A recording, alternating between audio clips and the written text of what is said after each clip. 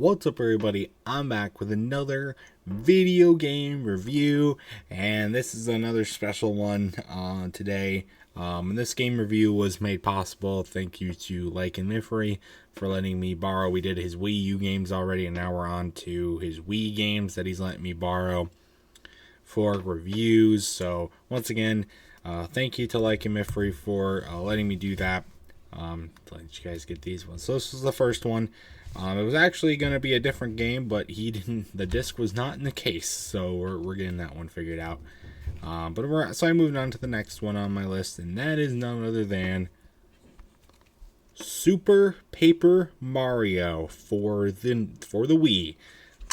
Released in 2007. It was one of the early Wii games, and one I didn't even know existed. This is my second Paper Mario game. If you want to check out my review of Paper Mario Color Smash, which came out 9 years before this game, for a matter of fact, you can check out that one. That was one of my last game reviews. So you can check that out. There's another LikunMiffery game, but then we got this one. So this game gets some mixed reviews from what I saw. Also, cool case, the Nintendo Selects version.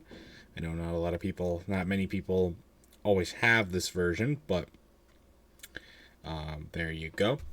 So that's really, really cool. But basically what they were trying to do with this one was they were trying to take Paper Mario and make it a 2D platformer while also keeping a lot of the elements of Paper Mario. So is what I was able to take from this game. And now bear in mind, again, it was only my second Paper Mario game. So there's a lot of stuff in there that I wasn't able to fully comprehend or fully recognize that maybe I would want to get on a second playthrough. But I did. But through watching other people and also, having a little bit more research to my name, I think I was able to get enough in this to make it count. So let's give time for a review of this game. So first off, I really just don't like how Mario runs. Luigi does it too, but you don't see Luigi until later in the game, so I guess both of them. I don't like how they run. Their hands are like clamped in a fist, and then they're just like down at their sides like this, and they just don't move unless they're moving unless they have to do like an action with them or something. It's just really, really weird, and I don't know why they chose to do that. And I know this is not the only Paper Mario game with that in it, but wow, it's just a little weird to me. There's a lot of satirical humor in this game too. I mean, like they talk about at the beginning, how they make a joke that there's never a peaceful day in the Mushroom Kingdom, or how Bowser is always the main enemy, even though in this game he's not the main enemy. We'll get to that a little bit later. And also there's a lot of potty humor and funny side stuff to add a little bit of comedy to this game, like to do a game show in a bathroom, and that was pretty funny, I'm not gonna lie. But so that was pretty good. It's cool to have a little bit of comedy in the game and stuff. They don't all really do a major over reliance on these jokes, but they are in there, and they're definitely good. So I said earlier that Bowser's not the main enemy of this game. And he's not. He's in this game, but the main enemy of this game is Count Bleck. Count Bleck, I think, in my opinion, he's a nice, refreshing change from Bowser as an enemy. It's cool to see Princess Peach still get kidnapped, but we can see an enemy that has different powers, and therefore, that's kind of like the base centerpiece and the way that we get to see the expansions, how the different levels and some of the different enemies and the ways we can, different ways to approach the game was still the foundation of a 2D platformer for Mario that we've come to know and love. So I think that was a nice, refreshing take and piece to it. But Count Bleck is incredibly annoying. His dialogue is really, really, really, really annoying. I will not lie. But that doesn't take away from how my thoughts about him being a new enemy in the game. I like with when items and things you got to climb or interact with, they are drawn in on the screen with you as you're playing the game. I think that makes a good use of it, like reminding you this is Paper Mario and this is like what we do here. And I think that was really, really well done. So good stuff there.